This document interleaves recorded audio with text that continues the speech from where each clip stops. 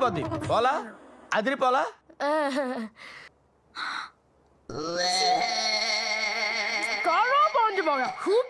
I know. Hey guys, welcome to Unique Cinema Talkies. Here comes the review of Sikindar. Salman Khan గారు, రష్మిక మందాన గారు, కాజల్ అగర్వాల్ గారు act చేసిన ఈ cinema plot లోకి వెళ్ళిపోతే సంజయ్ రాజ్కోట్ అనే ఒక యువరాజు ఇండియాలోనే one of the richest persons లో ఒకరు. అలాంటి అతను ఒక రోజు ఫ్లైట్ లో ట్రావెల్ చేస్తున్నప్పుడు మినిస్టర్ కొడుకు ఒక లేడీతో మిస్బిహేవ్ చేస్తున్నాడని అతను కొడతాడు. దాంతో మినిస్టర్ తన కొడుకు సంజయ్ రాజ్కోట్ మీద పగతో టార్గెట్ చేసి జైల్లో పెట్టాలని చూస్తారు. ఈ ప్రాసెస్ లో అతని భార్య చనిపోతుంది. అతని భార్య చనిపోయిన తర్వాత తన ఆర్గాన్స్ ని డొనేట్ చేస్తుంది. అలా డొనేట్ చేసిన తన 3 ఆర్గాన్స్ ని ముంబైలో ఉన్న ముగ్గురికి పెడతారు. వాళ్ళని చూడడానికి సల్మాన్ ఖాన్ ముంబై బయలుదేరతాడు. అలా బయలుదేరిన తర్వాత మినిస్టర్ నుండి ఎలా ఇబ్బందులు పడ్డాడు, తర్వాత ఏం జరిగింది అనేదే ఈ సినిమా. ఈ సినిమాని ఏఆర్ మురుగదాస్ గారు డైరెక్ట్ చేశారు. అంత పెద్ద డైరెక్టర్ ఇంత పెద్ద హీరోని డైరెక్ట్ చేస్తున్నప్పుడు ఇలాంటి సిల్లీ ప్లాట్ ని, బోరింగ్ స్క్రీన్ ప్లే ని ఎలా సెలెక్ట్ చేసుకున్నారో అర్థం కాదు. ఫస్ట్ హాఫ్ అయితే ఏం జరుగుతుంది, అసలు ఏంటి సినిమా అన్నట్టు ఉంటుంది. ఇంటర్వెల్ నుండి కొద్దిగా పర్లేదు అనిపిస్తుంది. కాస్టింగ్ కూడా కొద్దిగా మిస్ మ్యాచ్ అయినట్టు అనిపించింది. రష్మిక మందన ప్లేస్ లో కాజల్ అగర్వాల్, కాజల్ అగర్వాల్ ప్లేస్ లో రష్మిక మందన ఉంటే ఇంకొద్దిగా బెటర్ గా ఉండేది అనిపించింది. ఎమోషన్స్ పెద్దగా వర్కౌట్ అవ్వలేదు. ఓవరాల్ గా ఈ సికిందర్ సినిమా సల్మాన్ ఖాన్ గారిని అభిమానించే వాళ్ళు ఎవరైనా ఉంటే ఓ 2-3 యాక్షన్ సీక్వెన్స్ల కోసం చూడొచ్చు. నెట్ఫ్లిక్స్ లో స్ట్రీమ్ అవుతుంది. చూడాలనుకుంటే ట్రై చేయండి. ఈ సికిందర్ సినిమాకి యూనిక్ సినిమా టాక్స్ ఇచ్చే రేటింగ్ 1.75 out of 5.